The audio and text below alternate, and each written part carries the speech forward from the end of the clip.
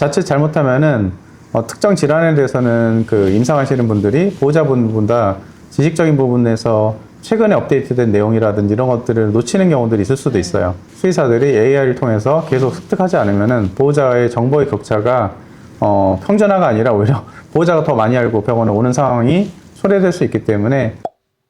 네, 오늘은 모두들 궁금해하시는 김현욱 원장님을 모시고 얘기 나눠보도록 하겠습니다. 안녕하세요, 원장님. 안녕하세요. 네, 간단히 좀 소개 좀 해주세요. 모르시는 분들도 있으니까. 서울대학교 수의과대를 졸업하고 2000년도에 해마로 2차 진료 동물병원을 설립하는 데 참여해서 한때 그 한국동물병원협회나 성남시 수의사회, 경기도 수의사회 활동을 하기도 했었고요. 2014년에 그 한국수의임상포럼을 창립해서 한국수의임상포럼을 쭉 운영해 오고 있습니다. 2019년에는 헬스앤메디슨이라고 하는 반려동물 헬스케어 스타트업을 창업하기도 했었고요. 이후에 코로나 이후로 좀 어려움을 겪어서 한 3년 정도 좀 쉬다가 작년 6월 달부터 이한동물 영상센터에서 신경내과로 6개월 정도 신경내과 진료를 보다가 당시 AI를 좀 빨리 접하게 돼서 AI 시대에 한 곳에 머물러 있으면 안 되겠다고 생각을 해서 현재로서는 AI 교육과 컨설팅을 주업을 하고 있는 리더스 포럼의 이사장을 맡고 있습니다. 잠깐, 근데 원장님 하는 일이 되게 많다고 들었는데 지금 딱 그렇게 압축이 된 건가요? 이제 AI 포럼 하시는 걸로? 사실 이제 AI 그 리더스 포럼이라는 거는 처음 시작은 이제 멤버십 서비스 같은 멤버들에게만 AI 교육을 하고 내부의 커뮤니티만 강화하는 프로그램을 처음에 시작을 했었는데 내부에서만 저희가 배우고 끝날 게 아니라 저변을 좀 확대하는 것들이 중요하다는 걸 알게 돼서 AI 리더스 포럼은 현재로서는 AI 교육과 컨설팅을 주로 하는 이제 컨설팅 그룹처럼 운영되고 있고요. 저희 AI 리더스 포럼에 이제 참여한 여러 컨설턴트나 관계사분들은 제가 한 25년 정도 임상과 사업을 하면서 알게 됐던 그 많은 회사들 관계자분들이나 컨설턴트 분들이 함께 하고 계셔서 일종의 이제 저는 그 제일 잘하는 역할들이 많은 분들 만나는 것 같아요. 모임들도 많고 하다 보니까 어떤 특정 단체라든지 회사 또는 개인들이 AI에 대해서 도입에 대해서 좀 니즈가 있을 경우에 제가 그분들을 만나 뵙고 AI 도입과 관련된 부분들을 이제 알려드리거나 저희 컨설팅 하고 있는데 그러다 보니까 일반적인 이제 기업이나 단체 또는 회사들에서 AI 도입하기 전에 반드시 해야 되는 선결 조건들이 있거든요.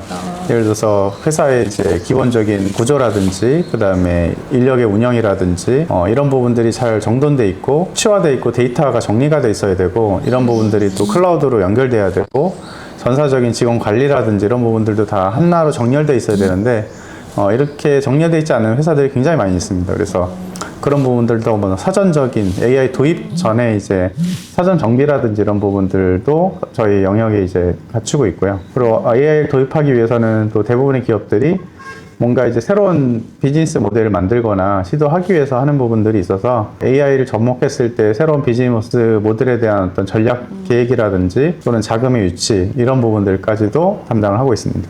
근데 사실 이렇게 컨설팅이라고 하니까 딱 와닿는 게 좀 없는데 사실 이제 AI 컨설팅을 할 수 있는 동물병원들이 현재로서는 아직은 아까 설명드린 기조에서 준비가 좀 덜 돼 있어요. 간단하게는 요즘 AI 스크라이빙 서비스라고 그래서 문진하는 것들을 이제 AI를 이용해서 그 문서화하고 정리하는 것들은 너무나 간단한 거라서 그런 것들은 이제 컨설팅이라고 할 수가 없는 거고요. 도입을 알려드리는 것 정도로 끝나겠지만 이제 AI를 제대로 도입하기 위해서는 아까 동물병원들에서도 기본적으로 갖춰야 되는 조건들이 있고 이제 경영이라든지 이런 것들을 좀 표준화할 필요성들이 있거든요. 그래서 그런 표준화 작업들이나 좀 그런 시스템이 안 갖춰져 있는 병원들은 그런 부분들 먼저 시스템을 잡는 작업들을 먼저 하고 있다고 볼 수 있을 것 같고요. 그리고 일단 진료 영역 부분들에서도 제가 외과라든지 영상과를 잘 할 수는 없지만 내과적 부분들에서도 진료의 표준화라든지 이런 것들이 돼야지만 AI를 도입할 수 있기 때문에 그런 표준화 작업이라든지 이런 부분들도 같이 다루고 있습니다. 근데 현재 그 동물병원에서 AI 하면은 이제 업체들이 많이 나오잖아요. 그 건강검진 결과라던가 뭐 이런 이제 환자 차트 작성하는 거 이렇게 행정 업무를 좀 이렇게 시간을 단축시키는 이런 프로그램들이 많이 나와 있잖아요. 그러니까 그런 거 우선은 이제 임상보다는 좀 행정 쪽에 좀 많이 집중이 된 느낌이 있거든요. 사실 근데 일반적인 병원 원장님들도 여쭤보면은 이미 다수의 원장님들도 AI를 활용하고 계시거든요. 그러니까 병원의 운영 시스템에 이제 활용하지 않으시더라도 진료하시는 데는 많이 사용하고 계셔요. 뭐 질병을 물어본다든지 특정 질환에 대해서 좀 공부를 한다든지 이런 데들은 AI를 활용하고 계신데 우리가 여기서 간과하지 말아야 될 것은 보호자분도 똑같은 AI를 가지고 똑같이 활용하고 있다는 거예요. 예를 들어서 뭐 구토를 한다 강아지가 그러면은 구토를 왜 하는지에 대해서 보호자는 이미 AI한테 물어보고 오거든요. 근데 여기서 이제 제가 말씀드린 거에서 물어보고 온다는 거에 그 큰 차이점이 있는 게 과거에는 보호자분들이 네이버라든지 이런 서칭 엔진에서 찾아서 왔거든요. 근데 요즘 이렇게 수의사들도 모이시면 AI 얘기 많이 하잖아요. 근데 과는 이제 끝났다 뭐 이런 얘기가 좀 있거든요. 그거에 대해서 어떻게 생각하세요? 예, 그거는 뭐 내과 영역뿐만 아니라 AI가 이제 지식 그 격차를 이제 없애버리는 지금 상황이 벌어졌기 때문에 전문가 영역들 중에서 어떤 지식 서비스는 사실상 저는 끝났다고 생각합니다. 그런 부분들은 이제 변호사라든지 이미 그런 전문 직종들에서 벌어지고 있는 일들이고요. 그런 부분들이 과거에 이제 동물병원들 특히 수의 영역은 AI가 도입됐을 때 상당히 늦게 올 거라고 이제 예상을 했었거든요. 그때 시점에서의 그 부분하고 지금 시점하고 부분하고 크게 두 가지가 차이점이 있거든요. 한 가지는 동물이 주는 행동학적인 그 변화들을 사람만이 이거를 읽을 수 있다고 생각을 했었어요. 근데 AI가 발달되고 그다음에 반려동물 생체의 그 바이탈 사인들을 읽는 기술들이 너무나 발달돼 버렸거든요. 예를 들어서 최근에 뭐 심전도를 모니터링 한다든지 호흡수를 모니터링 하거나 이런 디바이스들이 굉장히 많이 나오고 있어요. 그래서 수의사만 할 수 있었다고 생각하는 부분들이 신체 검사를 약간 대칭할 수가 있겠죠. 그런 부분들이 많이 발달돼 버렸고 동물이 보이는 행동학적인 변화라든지 어떤 것들에 대한 판단이 상당히 수의사적인 시각에 보는 것보다 정확한 경우들이 벌어지고 있거든요. 지금 말씀하신 대로 내과적인 부분은 지금 보호자가 어떻게 보면 더 많은 걸 검색하고 오는 상황이고 근데 이제 외과나 이 수술은 아직 좀 남았다. 여긴 그래도 살아남을 수 있다. 이런 얘기들을 하거든요. 그러니까 인상은 어디까지 AI가 할 수 있다고 보세요? 결국 외과도 AI가 안 올 거라고 사실은 생각을 하지만 뭐, 언젠가는 이제 수술 오겠죠. 로봇이 나오게 될 거고 그 로봇들이 이제 물론 난제들이 있거든요. 사람부터 아마 도입될 거라고 생각하는데 사람은 크잖아요. 예.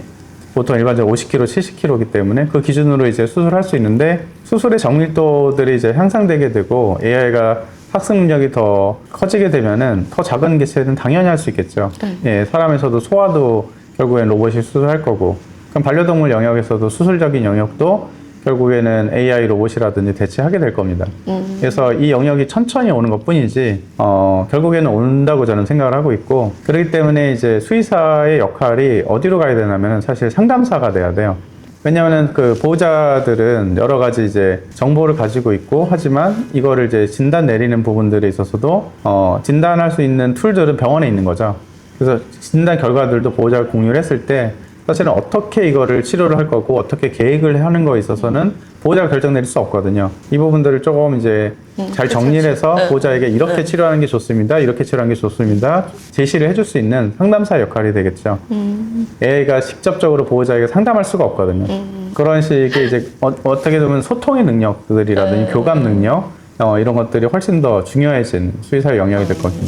사실 그 영역은 AI가 아니어도 사실 되게 중요하잖아요. 그 병원 경영에 있어서 이제 원장님이 어떻게 소통하느냐 이게 되게 중요한데 결국에 AI가 생기면서 약간 컨설팅처럼 되는 거네요. 컨설팅. 예, 컨설턴트처럼. 어떻게 보면 그 네. AI가 되면서 수의사 역할이 상담사 또는 컨설턴트가 되겠죠. 네. 근데 미국이나 외국에서는 사실 수의학을 공부할 때 그런 부분들을 다 공부를 하고 나오거든요. 그래서 커뮤니케이션이라든지 그다음에 협상 능력, 소통 능력, 그다음에 리더십 이런 것들은 기본적으로 학교에서 배우고 나오는 항목들이에요. 저희는 없죠. 예, 우리나라에서는 안타깝게도 저도 그랬고 지금 최근에 학부생들하고도 좀 소통의 시간이 있어서 얘기를 해봤는데 안타깝게도 전혀 학교에서 리더십이라든지 또는 커뮤니케이션 그다음에 소통, 그다음에 협상 능력 이런 것들 배우고 나오지 않습니다. 그렇죠. 근데 그게 예, 그런 굉장히 부분들이 사실은 중요하죠. 근데 임상하면서 저는 점점점 그게 더 많이 중요했기 때문에 많이 공부를 하게 됐었고 그러다 보니까 제가 아무리 지식적으로 뛰어나더라도 이 보호자를 설득하지 못하면 반려동물에게 제가 알고 있는 지식을 쓸 수가 없더라고요. 그래서 그 부분들을 이제 파다 보니까 심리학이라든지 오히려 더 그런 쪽을 더 중요하다. 많이 공부를 하고 또 활용하게 됐었던 것 같습니다. 근데 이제 저도 뭐 AI를 활용하고 있지만 이게 어떻게 보면 인력을 좀 줄여주는 효과가 있거든요. 그러니까 사람 한 명 분을 일을 하는 걸 저도 이제 겪고 있는데 그래서 제가 생각할 때는 이게 1인 회사? 인력이 적은 회사들이 많이 생기겠다는 생각이 좀 들어요. 근데 그 병원 입장에서도, 동물병원 입장에서도 결국엔 인력이 좀 줄까요? 그 필요 인력이? 사실 동물병원이 가장 대표적인 노동 집약적인 그 산업 구조거든요. 그냥 반려동물이 여기 가세요, 저기 가세요 병원처럼 했을 때 병원도 노동 집약적인데 동물병원은 더더욱이죠. 왜냐면은 사람들은 지시를 하면은 가서 엑스레이 찍어오세요, 혈액 검사 받아오세요, 움직일 수 있지만 일일이 같이 가줘야 되거든요. 그래서 반드시 수의사와 보조 인력, 저희가 동물보건 복지사라고 하는 그 보조 인력들과 같이 일을 해야 되는 그런 구조들에서 아무리 AI가 들어온다 하더라도 그 부분들을 해결할 수가 없어요. 간호 로봇이 나오기 전까지는. 근데 그러겠죠. 로봇도 뭐 로봇 수술도 그렇지만 의사가 해야 되잖아요. 로봇 수술이라는 게 그런 거 아니에요? 그러니까 결국에는 그 로봇 수술도 그 조작하는 거는 사람이잖아요. 네. 예, 그거를 AI로 대체할 수 있죠. 예, 다빈치라든지 이런 것들은 다빈치 같은 로봇 수술 기구도 뭐 엄청 대단한 게 아니라 사람들이 손 떨림이라든지 이런 것들이 생기니까 이걸 보정해서 손 떨림 없이 수술하는 고정밀 네. 수술 기구거든요. 근데 이제 이런 부분들도 이제 계속 하다 보면은 다빈치도 사실은 그 데이터들이나 이런 것들 계속 받아들이고 있기 때문에 일종의 학습 도구예요. 그 데이터를 이제 AI에 넣게 되면은 조정하는 기술도 AI가 금방 배우겠죠. 그래서 다빈치에서 생기는 그런 데이터들도 결국에는 학습 도구로서 이용하게 될 거고, 그게 이제 일반적으로 많이 얘기하는 피지컬 AI 기반적인 기술이 될 겁니다. 그러면 어쨌든 동물병원 앞으로 전망은 좀 어떻게 보세요? AI 시대가 생각보다 엄청 빠르게 왔잖아요. 예, 활용도도 뭐 엄청 솔직한 높아지고. 전망을 원하시나요? 솔직한 전망에서는 어둡습니다. 왜냐하면 두 가지 영역이 있는데요. 네. 첫 번째는 일단 사회적으로 지금 AI가 나오고 나서 굉장히 빠르게 변하고 있고요. 그 가속 속도가 점점점 빨라지고 있거든요. 불과 새로운 AI가 지금 나오는 속도가 한 달에 1개 이상씩 지금 AI가 계속 나오면서 발달하고 있어요. 그래서 초지능 AI로 지금 가고 있는 중이고, 결국에는 그때까지는 계속 이런 그 변화 속도가 빨리 올 텐데, 지금 스마트폰이라든지 이런 것들이 또는 인터넷이 도입됐을 때 사회 변화 속도보다 AI 변화 속도가 몇 배 이상, 몇십 배 이상 좀 빠르게 지금 일어나고 있고, 제가 작년 12월 달에 나왔을 때 AI와 현재 6개월 만에 현재 AI가 완전히 다른 AI가 돼 있어요. 훨씬 더 지능적으로나 할 수 있는 영역들도 넓어졌거든요. 그렇게 봤을 때는 이제 지금 최근에 사회에서 벌어지고 있는 일들이 상당 부분 직업들이 없어지고 있어요. 네. 예, 전문 직종뿐만 아니라 사무 직종들에서도 그 신입 직원을 뽑지 않는 지금 1인 기업들이 많아지면서 이런 상황이 됐기 때문에 아마 많은 분들이 일자리를 잃게 될 거예요. 예, 그런 부분들에서 그렇다면 인컴들이 줄 거고, 그리고 지금 최근에 이제 경제가 어려워진 여러 가지 이유들 중에 하나가 복합적인 부분들이 있지만 이미 직장들을 잃어서 지금 돈을 못 쓰는 상황이 됐거든요. 그래서 지금 경기가 어려워졌기 때문에 당연히 반려동물에 대한 소비들도 줄게 될 겁니다. 그래서 전체적인 소비들이 감소 추세로 갈 거고 사회가 어지러우면 어지러워서 사람들은 현금을 가지려고 하기 때문에 지출을 줄이거든요. 돈 가진 사람들은 지출을 줄이고 가지지 못한 사람들은 돈을 못 버니까 소비를 할 수 없는, 이런 상황에서는 굉장히 어둡죠. 게다가 반려동물을 점점 안 키우는 쪽으로 가는 지금 추세가 돼버렸고, 왜냐면은 반려동물을 대체할 수 있는 AI가 나와버렸죠. AI 펫이라든지 그 챗GPT라든지 이런 데 상담을 하거나 위로를 받는 사람들도 많아졌고요. 예전에는 인터넷을 보면서 그냥 페이스북이나 SNS에 상담을 했다면 거기서는 만족감이 없었는데 AI가 너무나 상담을 잘 해주거든요. 이게 반려동물과 같은 거예요, AI가. 반려동물을 키우는 것보다 그냥 AI한테 애인 안 만나고 AI랑 대화하는 사람들이 많아지고 있어요, 점점. 예, 그래서 반려동물을 점점 안 키우는 쪽으로 갈 거예요. 그래서 굉장히 암울한. 예, 암울하죠. 굉장히 암울합니다. 그래서 솔직히 암울한 현실을 알아야 되고요. 하지만 이게 어느 순간에 이제 정점을 찍고 나면은 AI에서 사회적 기본 소득이라든지 이런 부분들이 사회 시스템이 정비가 되면은 또 엄청난 발전을 이룰 거라고 저는 생각을 하고 있어요. 그 시점에서는 다시 사람들이 새로운 직업을 가지게 될 거고, 생산성도 훨씬 더 향상될 거고, 그랬을 때는 또 사람들이 아무리 AI를 이용한다 하더라도 결핍이 생길 거고, 그 결핍의 공간들은 반려동물만이 채울 수 있기 때문에 다시 반려동물 키우는 부분들이 활성화될 거라고 보거든요. 그리고 좀 더 이제 우리가 의료적인 지식이라든지 이런 부분들도 높아지기 때문에 더 많은 치료를 하게 될 거고, 그런 것들을 고려했을 때는 다시 상승 곡선을 그릴 거라고 생각을 합니다. 그래서 그때까지는 혼란의 시대에서 수의사들이 어떻게 살아남아야 될지에 대해서 좀 많이 고민을 해야 되지 않을까 생각합니다. 뭐 미래의 전망도 뭐 중요하긴 하지만 당장 그러면 병원에서 원장님들의 AI를 어떻게 활용하면 좋을까요? 사실 그런 질문들을 많이 받거든요. 스마트폰을 배울 때 누가 가르쳐 줬나요? 하다 보니까 점점 늘게 되잖아요. 그래서 사실은 AI를 너무 어렵게 생각할 필요가 없거든요. 제가 처음에 이제 AI 교육 시장이 좀 열릴 것 같다 그래서 좀 많이 준비를 했었는데, 그 교육 시장에 대한 사업 모델을 접었어요. 왜냐하면 AI는 너무 친절해요. 너무 친절한 프로그램이에요. 그러니까 AI한테 물어보면 돼요. 나 너 어떻게 쓰면 돼? 새로운 걸 쓰고 싶으면 애한테 쟤 어떻게 쓰면 돼? 라고 물어보면 알려줘요. 그거를 따로 어떤 툴을 통해서 배우신다기보다는 일상생활 속에서 활용하시는 게 중요한 것 같고, 우리가 이제 단순히 네이버라든지 구글 같은 곳에서 서칭을 하셨던 거를 이제 AI에게 물어보시면 됩니다. 그래서 똑같은 걸 하더라도 그걸 AI에 넣었을 때 주어지는 그 정보의 차이가 명확하게 구별이 되거든요. 그래서 그걸 경험하기 시작하면 점점 그런 서칭을 안 하시게 되고 물어보게 될 거예요. 예. 지금 말씀하신 것처럼 그 이제 보호자들도 그렇게 구체적으로 이제 질문을 해서 AI 검색해서 병원을 오잖아요. 그래서 이제 어떻게 보면 현실적인 얘기인데, 동물병원 입장에서도 이제 마케팅이나 홍보를 더 이상 이제 네이버가 아니라 AI, 나 영상 이쪽으로 좀 포커스를 맞춰야 될 것 같은데, 그런 거는 좀 어떻게 하면 좋을 것 같아요? 여기서는 큰 이제 변화들이 있는 게, 이제는 더 이상 사람들이 네이버나 구글 같은 데서 서칭을 해서 병원을 찾지 않습니다. 뭐 나이는 5살이고 말티즈에, 지역은 뭐 분당이야. 그렇게 어디가 가장 적합한 병원일까, 동물병원일까라고 물어보겠죠. 그러면은 이제 AI가 추천해주는 병원에 들어가는 게 굉장히 중요하겠죠. 그쵸. 그러면 AI가 어떤 정보를 가지고 이 병원을 추천해 줄까를 생각하셔야 되는데, 아직은 이 부분들이 명확히 밝혀져 있는 게 없어요. 사람들이 자꾸 알고리즘을 찾는데요. 사실 알고리즘이 아니라 AI는 정보를 가지고 병원을 추천해 주는 거거든요. AI에게 정확한 정보를 줘야겠죠, 병원에 대한. 그래서 AI에게 정보를 주는 방법들은 저는 크게 3가지가 있다고 생각하는데, 기본적으로는 이제 홈페이지입니다. 홈페이지가 그 정보를 가져갈 수 있도록 쉽게 만들어져 있어야 되고, AI는 이미지보다는 텍스트를 더 잘 가져가요. 맞아요. 그리고 기본적으로 텍스트가 단문형으로 돼 있으면 안 돼요. 과거에는 네이버라든지 이런 데 잘 서칭되기 위해서 그 우리가 물어보는 단문 형태로 그 구성되어 있었다면, AI는 문장이 아니면 가져가지 않습니다. 그래서 모든 것들이 서술형, 문장으로 구설되어 있어야 돼요. 그래서 홈페이지를 그렇게 바꾸실 필요가 있고요. 그 다음에 두 번째가, AI가 신뢰도가 높은 부분들이 신문이라든지 이런 데 방송이라든지 나온 기사들이거든요.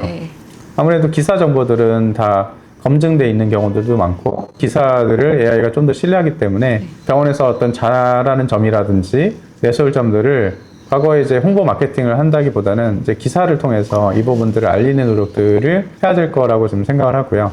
세 번째는 제일 AI가 신뢰하는 건 사실은 논문이라든지 누구나 인정할 수 있는 그런 근거들이겠죠. 그 중에서 가장 신뢰가 높은 건 논문일 거고요. 논문도 우리가 그 임팩트 팩터라고 하는 이런 지수가 있는 좀 알려져 있는 논문들에 그 병원이 어떤 연구 과정이라든지 그동안 했던 업적들을 잘 정리해서 그 논문화 시킨다면은 거기는 정말 잘하는 병원이라는 게 누구나 인정할 수 있잖아요. 사실 홈페이지에 우리가 1000개 강아지 환자를 봤어라고 하는 거는 그냥 단순한 주장이지만, 논문에서 1000개를 어떤 데이터를 가지고 어떤 발표를 했다라고 하면 그거는 팩트거든요. 그래서 AI는 그런 주장보다는 팩트를 더 신뢰하기 때문에 그런 부분들을 차근차근 만들어가는 게 중요하겠죠. 그래서 과거에 이제 홍보 마케팅을 통해서 병원이 뭐 띄웠다면은 이제 그런 것들은 없습니다. 정말 신뢰할 수 있는 그 기본기가 잘 돼 있고, 정말 잘하는 병원들이 AI가 추천해주는 그런 부분들의 기본기를 다질 필요가 있다고 생각합니다. 지금 말씀해 주셨지만 이제 뭐 마케팅 전문가들은 그 얘기는 하거든요. 그러니까 뉴스가 어떻게 보면 제3자 시각이기 때문에, 특히 이제 전문지에 나오는 뉴스에 대해서 되게 신뢰도가 높다, AI가. 그래서 뭐 저희 같은 경우도 저희 신문도 많이 활용하셔도 좋을 것 같아요.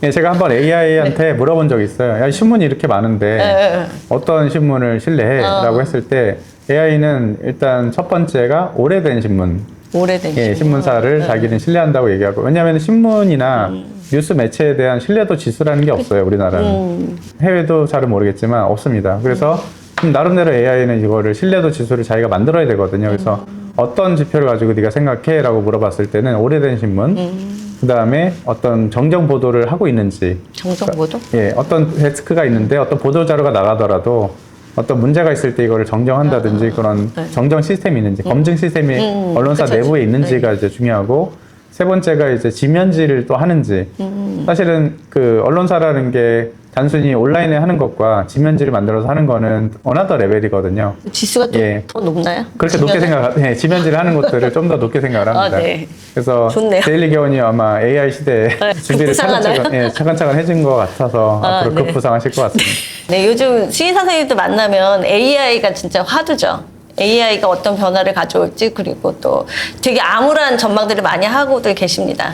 근데 우선은 뭐 미래도 중요하지만 현재도 되게 중요하다고 생각이 들거든요. 그래서 뭐 AI를 병원에 이렇게 활용하면서 뭐 좀 전에 말씀해 주셨지만 우선은 지금 병원 홍보도 또 중요하잖아요. 이제 영상도 중요해졌고 이제 정보 검색이 이제 AI로 흐름이 이동을 했기 때문에 이제 AI 정보 검색에 최적화될 수 있도록 뭐 저희 10분도 많이 이용해 주시고 병원 홍보 방향을 이제 AI나 유튜브 쪽으로 좀 적극적으로 시도해 보시는 것도 좋을 거라고 생각이 듭니다. 오늘 말씀 감사합니다. 예, 그래서 감사합니다.